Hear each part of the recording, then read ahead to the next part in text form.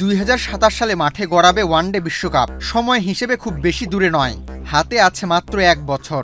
কিন্তু এই সময়টাতেই সবচেয়ে বড় দুশ্চিন্তার কারণ হয়ে দাঁড়িয়েছে বাংলাদেশের অভিজ্ঞ ব্যাটারদের ধারাবাহিক ব্যর্থতা। ব্যাট হাতে থিতু হতে পারছেন না কেউই, আর ধারাবাহিকতা যেন হয়ে উঠেছে একেবারেই অধরা। বর্তমান ওয়ানডে ক্রিকেটে যেখানে 300 রানও নিরাপদ নয়, সেখানে বাংলাদেশের মিডল অর্ডারের ব্যাটারদের অবস্থা বেশ নাজুক। প্রথম 6 জন ব্যাটারের মধ্যে 3 জনই 1 বছরেরও বেশি সময় ধরে 50 ছুঁতে পারছেন না।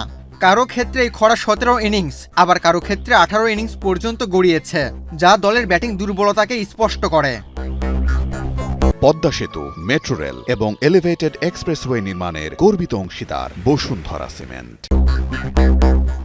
সবচেয়ে খারাপ সময় পার করছেন লিটন দাস। সর্বশেষ ম্যাচে নিউজিল্যান্ডের বিপক্ষে 46 রানের ইনিংস খেললেও সেটি তার গত 18 ইনিংসের মধ্যে সর্বোচ্চ। তার ব্যাটে সর্বশেষ 50 এসেছিল 2023 ভারত বিশ্বকাপে। এরপর এক পর্যায়ে টানা 9 ইনিংসেও 2 অঙ্ক ছুঁতে পারেননি তিনি।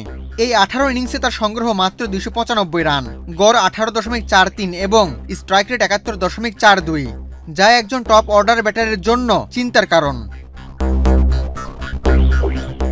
মিডল অর্ডারকে থিতু করতে দলে ফেরানো হয়েছিল আফিফ হোসেনকে, কিন্তু তিনিও আস্থার প্রতিদান দিতে পারছেন না। সর্বশেষ ম্যাচে প্রায় 1 ঘন্টা ক্রিজে থেকে 49 বল খেলে কোনো বাউন্ডারি ছাড়াই 29 রান করে আউট হয়েছেন। টানা 17 ইনিংস ধরে 50-র মুখ দেখেন না। এই সময়ে তার ব্যাটিং গড় 15.46 এবং স্ট্রাইক রেট 76.31।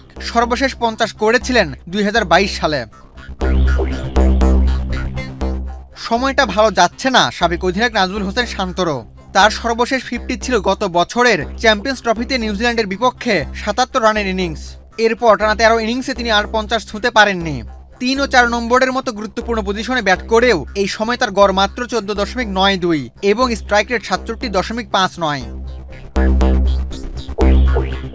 ব্যাটারদের এমন ভয়াবহ পরিসংখ্যান পুরো দলের ব্যাটিংয়ের চিত্রটাই পরিষ্কার করে দেয়। যদিও শেষ দুটি সিরিজেই জয়ের দেখা পেয়েছে বাংলাদেশ, তবু এই সাফল্যগুলো ব্যাটিংয়ের প্রকৃত সমস্যাকে আড়াল করতে পারছে না।